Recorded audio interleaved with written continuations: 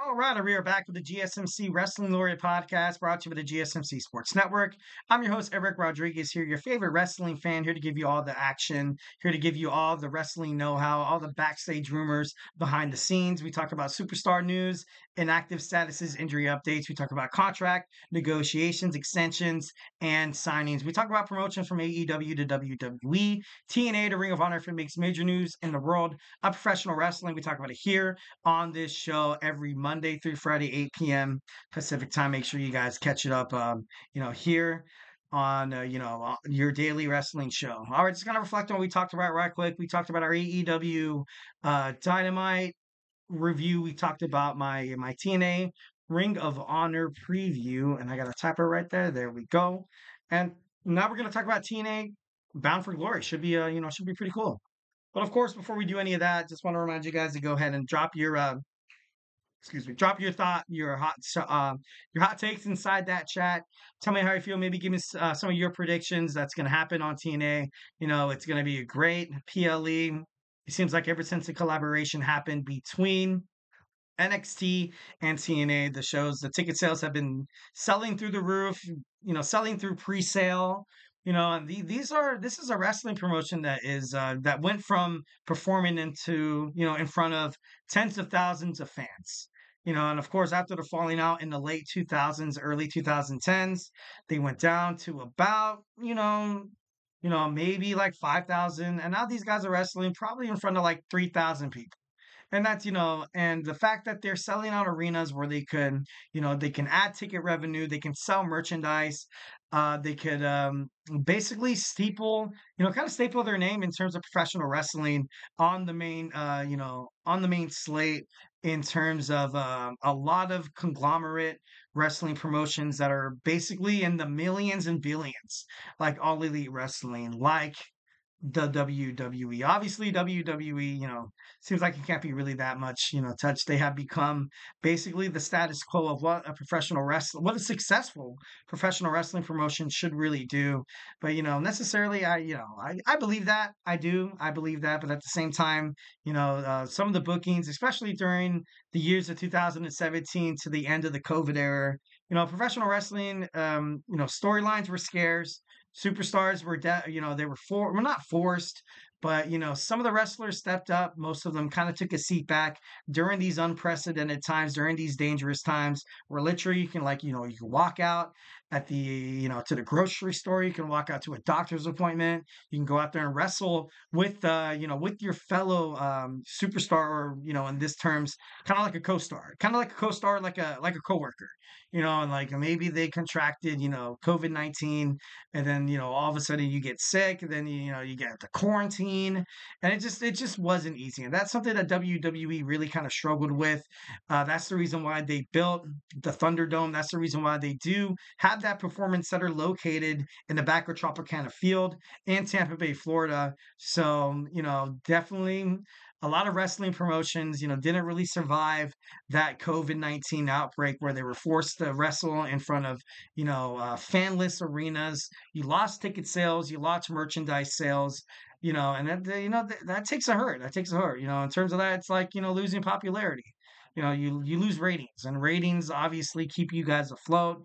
Recently, in terms of streaming services, that's kind of made it a little more easier in terms of basically any entertainment. You can kind of become your own your public relations representative based on Instagram, TikTok, Facebook, Twitter, or whatever.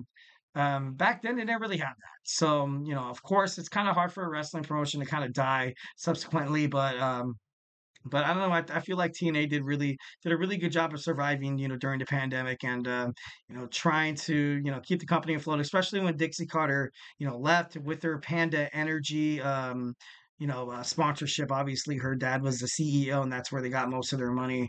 So, all right, moving on to the TNA Bound for Glory predictions.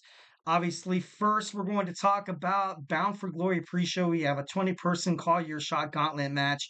Winner gets a shot at they get a shot at a nice little, shiny golden trophy, good for that. But that's not the trophy that they're fighting for. It's the fact that they are fighting for a contract that he can invoke at any time within 1 year for a championship match of his or her choosing. Obviously, I got them talking about, what's going to happen on TNA Impact, where they're going to have a match where the loser will be number one and the winner will, be in that coveted number 20 spot, having the best chances of winning this gauntlet match. So it should be pretty interesting. Josh Alexander taking on Steve Macklin. These guys have been beefing back and forth for quite some time. Finally, we're going to get, a little closure. Finally, we're going to get to find out what these two guys are, made for. Josh Alexander has not yet been confirmed of signing an extension with his contract with TNA. This might be a way of him basically being, hey, like if I lose this match, I get to put Steve Macklin over because right now Josh Alexander is definitely one of the best, contemporary wrestlers on the TNA roster. And having Steve Macklin pick up a victory has got to be good for his confidence, got to be good for his career. Definitely the perception that he has in terms of the, TNA audiences and stuff like that. I got a chat from my main man, Anthony Mazzano. Once again, thank you so much for helping me out yesterday. Almost a disaster. Definitely, blessed to see you here attending the show. We have Moose, the former TNA World Heavyweight Champion, taking on Mike Santana. Mike Santana he's been on a roll. He's been on a roll. I feel like he's definitely the next hot thing in terms of TNA.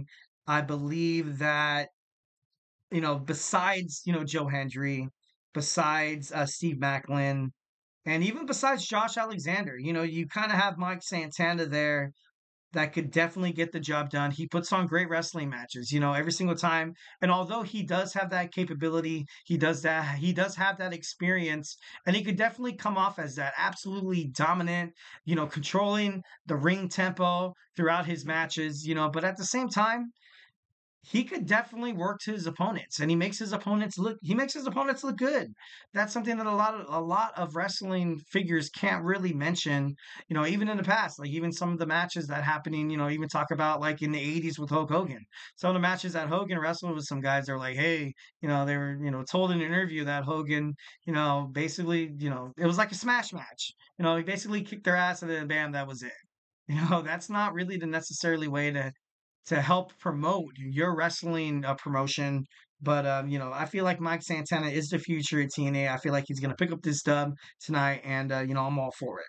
Next, we have the TNA Knockouts World Tag Team Championships. We have Spitfire, the team of Danny Luna and Jody Threat taking on Rosemary and Wendy Chu. This should be interesting. This should be really interesting because both of these stars, half of them, one's NXT, one is TNA. I feel like it'd be super badass if you have these girls win. You know, um, Although I am super high on Spitfire. I love Luna. I love Threat. And there's nothing against them, but I feel like it would be great for the collaboration of NXT if you're gonna have Rosemary and Wendy Chu. And like I said on NXT, how Wendy Chu basically kidnapped Tatum Paxley. So we might find out how that storyline's gonna unfold there as well. TNA X Division Championship, we have Mike Bailey taking on El Hijo del Vindico. And, I want to see, I feel like Mike Bailey could definitely pick up the win here.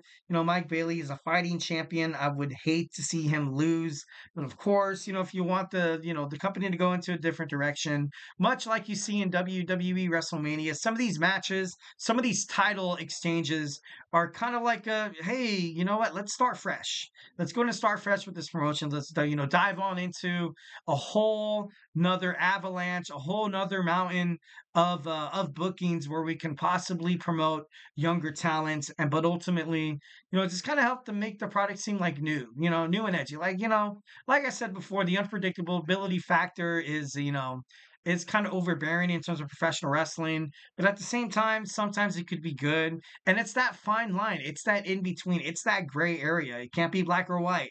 It's that gray area that makes for great wrestling bookings. And let's see if TNA can answer the challenge and have that happen at TNA Bound for Glory.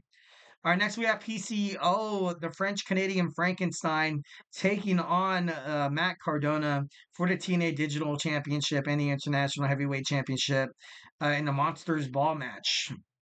I don't want to see Matt Cardona win. And I know that might be a hot take. I know that might be a hot take. I understand that. I agree. When Matt Cardona came back to TNA, he's been great. Even before that, he was great. Like he went literally, he recreated his character after being released from WWE back in 2021. He recreated his character to be, just like this, some badass, some guy that every single time he grabs the mic, you have to pay attention to every word he says. You're lingering on it. You're hooked. You don't know if he's gonna leave you a cliffhanger or if he's gonna slap you in the mouth vocally. You don't know that's gonna happen. But PCO has worked so damn hard in terms of this in this book, and I feel like if Matt Cardona wins, it's kind of like not like a weakness in terms of TNA, but I feel like this whole storyline could be done better. I feel like after everything that's happening with Steph D. Lander and Matt Cardona coming back to TNA, joining forces once again. Obviously, she was under contract and stuff like that. I feel like it's been building up to this moment of Matt Cardona, becoming the new digital media champion. And I'm not saying he could be. I'm not saying he's a bad champion. I'm not saying that whatsoever. I'm just saying that for the sake of things making sense in the world of total nonstop action. I definitely feel like PCO gonna he's gonna have to pick up the victory here. All right, we have a TNA World Tag Team Championship match, a three-way Full Metal Mayhem match. We have the Hardys taking on ABC, taking on Eddie Edwards and Brian Myers of the System. When the System's regained those tag team championships at TNA Bound for Glory, Slammiversary, excuse me. You know, I was upset. I was upset. I was ready for a tag team like ABC ultimately to, usher in this new fast-paced environment. Then you look at Eddie Edwards and Brian Myers, and I'm not trying to hate on, bigger dudes or more of a rough shot, more of a roughneck kind of style of the tag team wrestling division. Obviously, it's been very popular in the past. The keyword the past, right? You had the Four Horsemen do it. You had Arn Anderson and his tag team partner. You've had damn it, who are those other guys? I can't remember. Oh my god. You had Mike Rotunda and Windham as well. You had these guys, but then in terms of the tag team division, it needs to be more. I feel like it needs to be more fast paced, and I feel like Eddie Edwards and Brian Myers every single time they step inside the ring, it's more of a slow motion, not really like a fast pace, not really in that much environment. I feel like it is exciting, basically based on how these guys are, absolutely full heels, 1,010%. But that just doesn't appeal to fans all the time.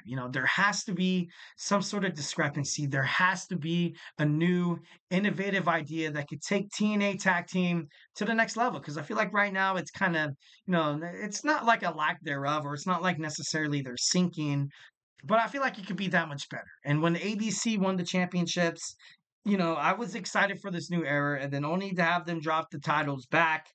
I don't know. I just don't want to see the Hardys regain the title. And I know that might be a hot take. And I know that, I'm like, oh, if you're a wrestling fan, you want to see the Hardys, retain. I don't. I don't. Next, we have a TNA Knockouts World Championship match. Jordynne Grace taking on Masha Slamovich. These girls have fought once before. Masha Slamovich was literally, a move. She was a hair. She was literally inches away of knocking off Jordynne Grace. But, Jordynne Grace has just had so much momentum lately that I can't really imagine anybody taking her title. So it's, I'm kind of like at a loss for this match. I feel like Jordynne Grace, 90%, maybe even like 95%. Masha Slamovich has that slight 5% chance where she could edge out the best, the greatest TNA Knockouts World Heavyweight Champion of all time. Next, we have the main event. The main event featuring Nic Nemeth, the champion for the TNA World Championship. Special guest referee Frankie Kazarian, I felt like was unnecessary. I didn't like that he was booked as the special guest referee. Ultimately, I didn't agree with it. I didn't think it was a great way to kind of, to have this match. be bigger than it actually, than it actually is. You have Joe Hendry, the sweetheart of professional wrestling. He made his way into WWE NXT. He was an absolute bombshell. He's a star. He's an international sensation. The fact that you have to add Kazarian just makes me believe that he's probably going to get screwed. Nic Nemeth will probably retain. TNA had to add in like that little outside factor that could be like, all right, Joe Hendry's going to pick up the win here. But the best thing to do is to keep the belt on Nemeth. So we're gonna have Frankie Kazarian be the special guest referee. Got a chat from my man Anthony Mazzano here. I think Spitfire retains the title. It doesn't matter or makes sense to put Wendy and Rosemary because Wendy is an NXT superstar. She's not always gonna be on the show to defend the titles. I do believe that, but at the same time, I disagree. Just a little bit of respectfully, of course. With this collaboration between WWE, NXT, and TNA, I kind of thought this was going to happen when you had the Rascals taking on Axiom and Nathan Frazier with Wes Lee. I thought they were going to take the NXT tag team titles and bring them across the brand to kind of have this. You kind of have to tune into both shows. And so, essentially, all the viewers that are coming to NXT during this new day and age on the CW, where they're becoming their own entity in terms of business wise, and it's forcing wrestlers. It's also forcing the audience to watch some TNA, just watch some TNA, because TNA obviously is it's a diamond in the rough. I feel like they have a lot of great wrestlers on tap. I definitely feel like they are stars. So having maybe Wendy and Rosemary, not the right match. Maybe not the right match, but it adds a little bit of a nuance, also a different like I said, they're kind of like this dark and ominous figure where they can perhaps, add a bunch of storylines. But overall, Rosemary, she had a hot start in the recent months. It feels like not recent months, maybe like 8 weeks or so. Like she went from this dominant force in TNA, and now she's I don't know. Now she's losing the matches on NXT against I love Kaylani Jordan as the NXT North American champion, but I thought Rosemary was I don't know. I thought she was better. I thought and it's not an indictment on how how Jordan is also on Rosemary, but I don't know. I just feel like it could be beneficial and also marketable. Great approach for both of these promotions kind of have that kind of aspect and perspective and stuff like that.